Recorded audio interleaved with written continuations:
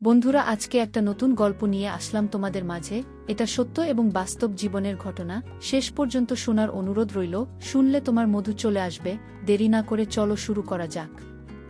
জয়ন্তীর মা সোফার কাছে এসে আমার পাশে বসল এবং বসে আস্তে আস্তে আমার কাছে আসার চেষ্টা করল।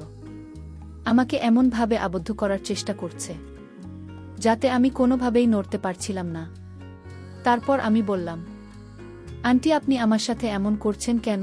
সত্যি করে বলেন তো, আপনি আমার কাছে কি চান? জয়ন্তীর মা তখন চুপ করে রইল আর আমার সাথে খুব বাজে আচরণ করার প্রয়াস দেখাল। আমি তখন জয়ন্তীর মাকে অনেক অনুরোধ করলাম যে, আন্টি, এইসব কাজ করা ভালো না, অনেক পাপ হবে। তারপর আন্টি আমাকে বলল, বাবা রমেশ উত্তরাঞ্চল একজন মেরিন ইঞ্জিনিয়ার। সে 6 মাস পর পর বাড়ি আসে। আর আমি তো একজন মানুষ, আমারও তো অনেক কিছুই মন চায়। আমার মনের ভিতর অনেক কষ্ট রমেশ, আমি যে আর পারছি না। বাবা রমেশ, তুই আমাকে একটু শান্তি কর, আমার ধৈর্যের বাঁধ ভেঙে যাচ্ছে। আমি বললাম, না, আংটিটা করা উচিত হবে না। তারপরও আংটি আমাকে জোর করে যা করল তা শুনলে বন্ধুরা তোমাদের মাথা গরম হয়ে যাবে। তাহলে চলুন বন্ধুরা, গল্পটি শুরু করি।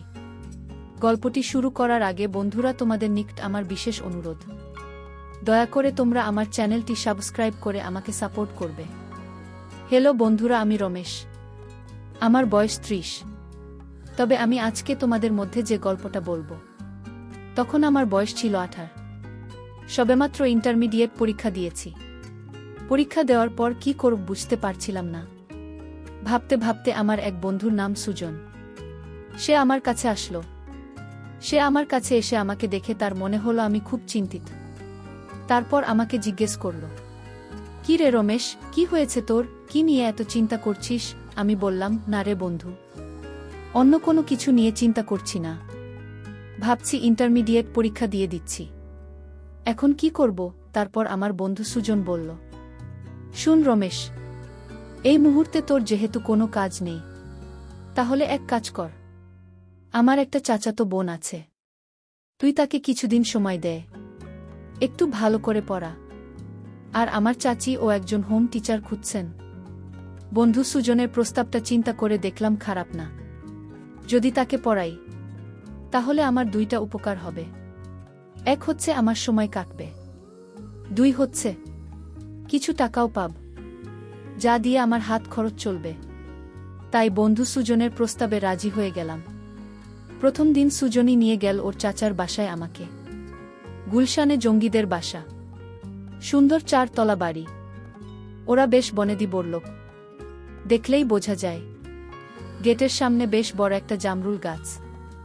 ঢাকা শহরে জামরুল গাছ সচরাচর দেখা যায় না। গেটে দারোয়ান ছিল। সুজনকে দেখে দরজা খুলে দিল। তারপর নিজেই এগিয়ে গিয়ে 1 তলায় কলিং বেল টিপে দিল।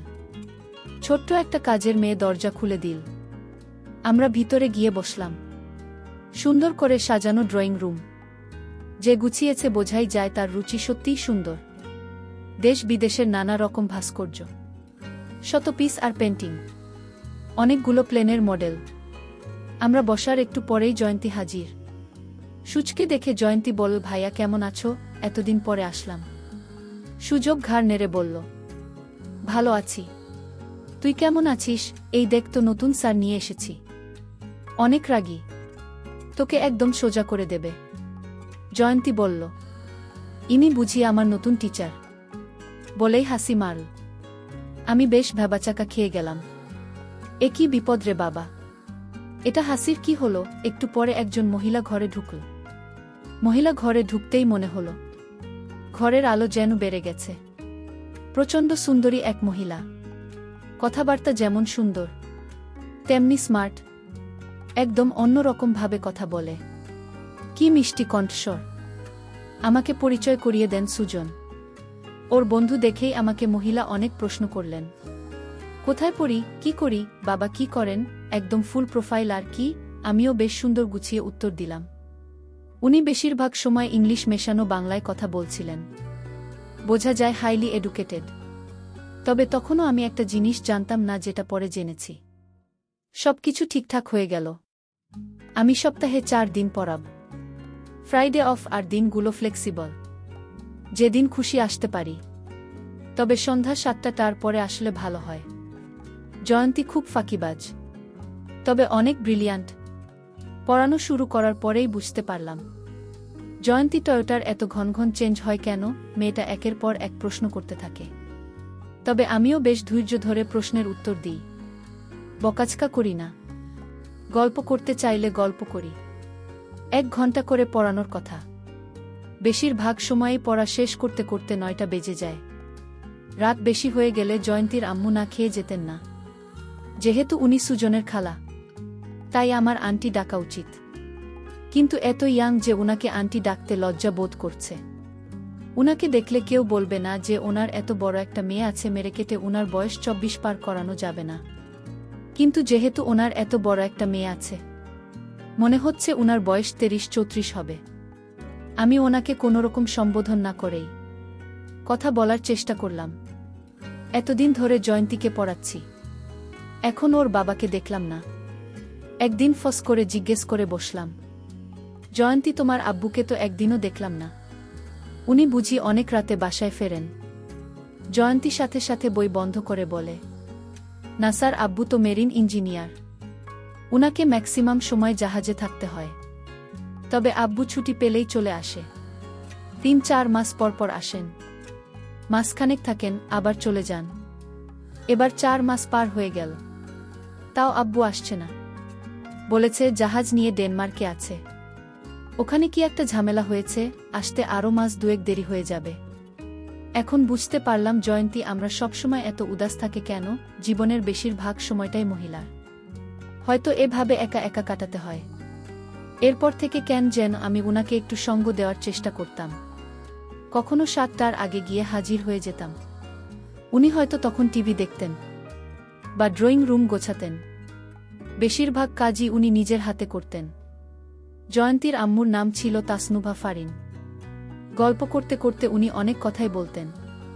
উনার ছোটবেলার কথা, উনার এক বাইপাইল, উনারা 1 ভাই 1 বোন।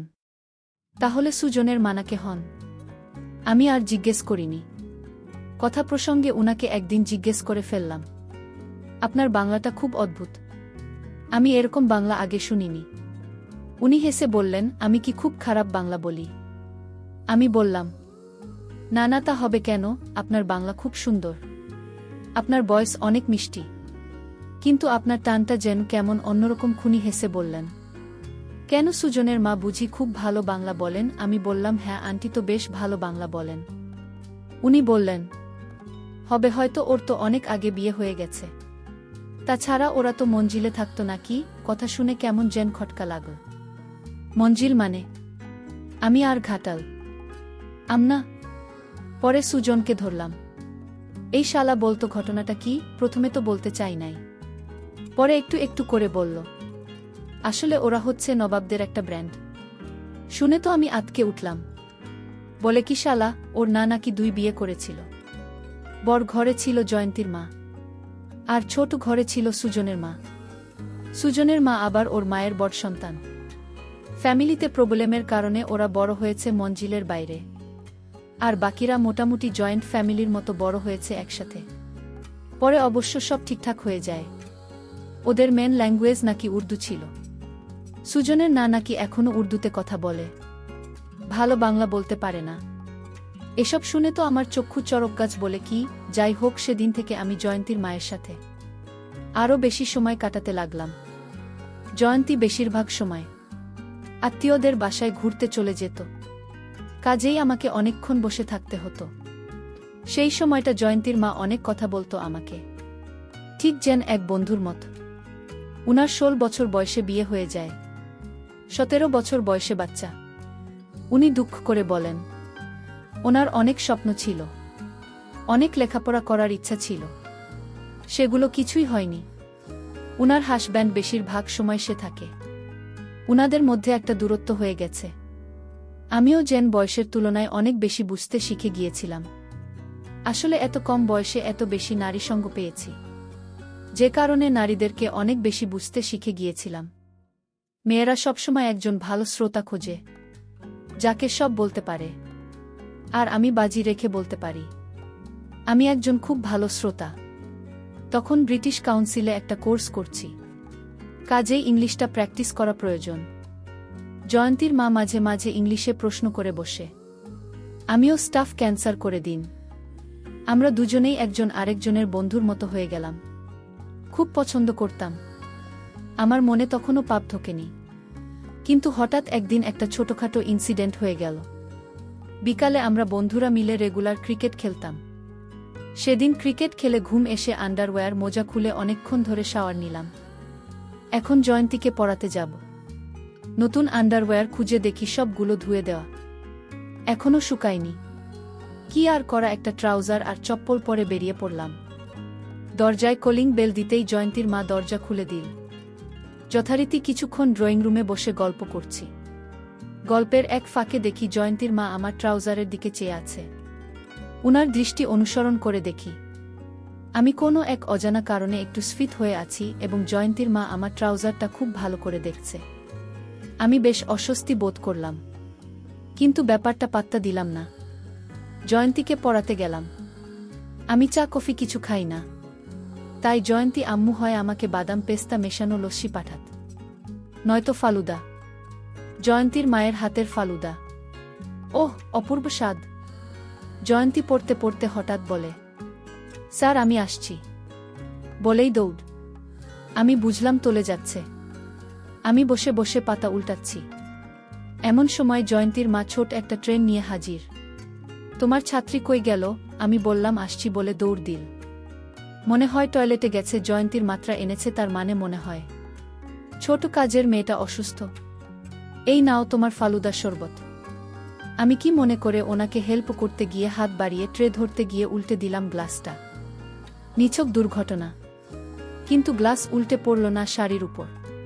উনি লাফিয়ে সরে যেতে গিয়ে গ্লাস ফেলে দিলেন মেঝেতে। ঝনাত করে গ্লাসটা ভাঙল, শেষে বাড়িটাও। জয়ন্তী দৌড়ে আসলো। আমার মুখটা লজ্জায় কাচুমাচু। জয়ন্তীর এসে গেছে। ও দরজার কাছে দাঁড়িয়ে করে হাসছে। জয়ন্তীর মায়ের শাড়িতে লেগেছে। উনি পিছিয়ে গিয়ে বললেন, তোমরা ড্রয়িং রুমে গিয়ে বসো, আমি এটা পরিষ্কার করে দিচ্ছি, দেখো পাকাতে না যেন। আমি আর জয়ন্তী গিয়ে ড্রয়িং রুমে বসলাম। আমার বেশ খারাপ লাগছিল, শরীর বলা উচিত। আমি বললাম, জয়ন্তী তুমি একটু একা একা পড়, আমি তোমার আম্মু কেশরী বলে আসি। আমি ওর আম্মুর রুমের সামনে দাঁড়িয়ে নক করতে যাব। এমন সময় দেখি রুমের দরজা আধখানা খোলা, আর উনি এমন অবস্থায় আছেন যা দেখে আমার চোখ মুছে গেল। আমার সাথে চোকাচোকি হয়ে গেল। আমি যে কি ভীষণ লজ্জা পেলাম। কিন্তু জয়ন্তীর মা বোধহয় লজ্জা পায়নি, বরং একটা ছোট্ট হাসি উপহার দিল। এই হাসিতে কি ছিল জানি না, তবে কেন যেন মনে হয় আমন্ত্রণের হাসি। জয়ন্তীর মার হাসির মধ্যে কেন জানি আমার মনে হচ্ছে অন্যরকম রহস্য লুকিয়ে আছে।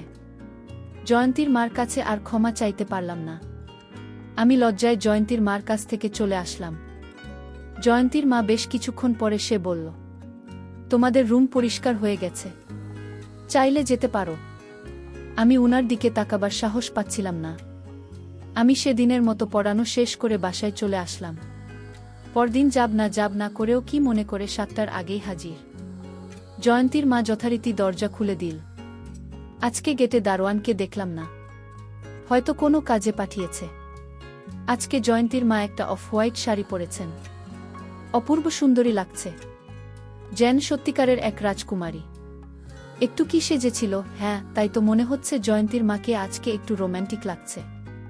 জয়ন্তীর মা আর অপূর্ব চেহারা, দেখতে অনেক আবেদনময় বটে। হয়তো বয়সের জন্য একটু চর্বি জমেছে।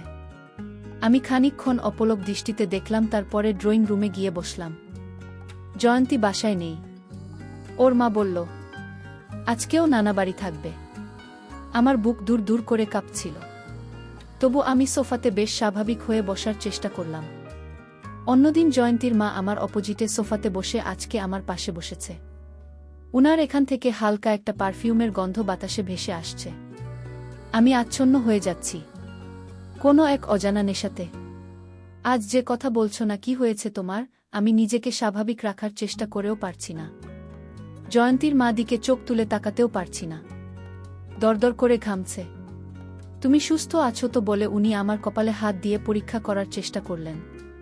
সারা শরীরে যেন বজ্রপাত হয়ে গেল। উনি আমাকে খুব ভালো করে পরীক্ষা করে বললেন, এ কি, তোমার তো জ্বর নেই, তাহলে ঘামছে কেন? আমি এবার মুখ তুলে তাকালাম। আমার চোখ হয়তো লাল হয়ে গিয়ে থাকবে। মুখ কান নাক সব দিয়ে আগুন বেরোচ্ছে। আমার হাত কাঁপছে। একই হতে যাচ্ছে। জয়ন্তীর মা টেবিল থেকে টিস্যু নিয়ে আমার ঘাম মুছে দেওয়ার জন্য কাছে এল। একদম কাছে, যেখান থেকে ওনার নিঃশ্বাসের শব্দ শোনা যাচ্ছিল। আমি আস্তে আস্তে পিছু হবার চেষ্টা করলাম। তারপরও কোনো কাজ হলো না। জয়ন্তীর মা সোফার কাছে এসে আস্তে আস্তে আমার পাশে বসল এবং বসে আস্তে আস্তে আমার কাছে আসার চেষ্টা করল। আমাকে এমনভাবে আবদ্ধ করার চেষ্টা করছে যাতে আমি কোনোভাবেই নড়তে পারছিলাম। তারপর আমি বললাম, আন্টি, আপনি আমার সাথে এমন করছেন কেন? সত্যি করে বলেন তো, আপনি আমার কাছে কি চান? জয়ন্তীর মা তখন চুপ করে রইল আর আমার সাথে খুব বাজে আচরণ করার প্রয়াস দেখাল। আমি তখন জয়ন্তীর মাকে অনেক অনুরোধ করলাম যে, আন্টি, এইসব কাজ করা ভালো না, অনেক পাপ হবে। তারপর আন্টি আমাকে বলল, বাবা রমেশ, উত্তর আঙ্কেল একজন মেরিন ইঞ্জিনিয়ার। সে 6 মাস পর পর বাড়ি আসে। আর আমি তো একজন মানুষ, আমারও তো অনেক কিছুই মন চায়। আমার মনের ভিতর অনেক কষ্ট রমেশ, আমি যে আর পারছি না। বাবা রমেশ, তুই আমাকে একটু শান্তি কর, আমার ধৈর্যের বাঁধ ভেঙে যাচ্ছে। আমি বললাম, না আন্টি, এটা করা উচিত হবে না। তারপরও আন্টি আমাকে জোর করে বাজে কাজ করাতে বাধ্য করেছিল। তারপর আমি যখন কোনোভাবেই রাজি হচ্ছিলাম না, তারপর আন্টি আমাকে বলল, রমেশ, আজকে তুই যদি আমাকে খুশি করতে পারো তাহলেই দেখ, এখানে 50,000 টাকার একটি বান্ডেল আছে। এই সবগুলো টাকাই আমি তোকে দিয়ে দিব। কি বল বন্ধুরা, টাকার লোভ বড়লোক। আর তাছাড়াও আমি তখন মাত্র ইন্টারমিডিয়েট পরীক্ষা দিয়েছে। এই সময় আমার টাকাটা খুবই প্রয়োজন ছিল। তারপর বন্ধুরা টাকার লোভে পড়ে আমি জয়ন্তীর মার সাথে বাজে কাজ করতে রাজি হয়েছিলাম। কি বল বন্ধুরা, যদিও জয়ন্তীর মার বয়স একটু বেশি, তারপরও কি বল বন্ধুরা তোমাদেরকে, উনার এত পাওয়ার যা দেখে আমি সত্যিই বিস্মিত হয়ে গিয়েছিলাম। এরপর থেকে প্রায় জয়ন্তীর মা টাকার লোভ দেখিয়ে আমাকে দিয়ে এই কাজটি করাতো। পরিশেষে আমি তোমাদেরকে বলবো, বন্ধুরা, তোমরা যারা বুকে রেখে বেশি দিন দূরে থাকো, তোমরা তোমাদের স্ত্রীর প্রতি খুব ভালো করে খেয়াল রাখার চেষ্টা করবে। আর তাছাড়াও তোমরা বুকে রেখে দূরে থাকার চেষ্টা কম করবেন, কারণ সর্বদাই স্বামী স্ত্রী একসাথে থাকলে স্বামী স্ত্রীর মধ্যে মহব্বত বাড়ে। তারপর কি আর মতো ঘৃণ্যতম কাজ শয়তান কখনো প্ররোচনা দিতে পারে না। বন্ধুরা, আজকে এই পর্যন্তই। আবারও আসব তোমাদের মধ্যে নতুন কোনো গল্প নিয়ে। গল্পটি যদি তোমাদের ভালো লাগে তাহলে একটি লাইক দাও। প্রতিদিন আমি তোমাদেরকে বাস্তব জীবনের একটা করে নতুন গল্প উপহার দিব। তাই তোমাদেরকে অনুরোধ করে বলছি, তোমরা যদি এরকম ধরনের ইন্টারেস্টিং গল্প পেতে চাও তাহলে দয়া করে তোমরা আমার চ্যানেলটি সাবস্ক্রাইব করো। পরিশেষে তোমাদের সকলের সুস্বাস্থ্য কামনা করি। ভিডিওটি দেখার জন্য তোমাদের সকলকে অসংখ্য ধন্যবাদ।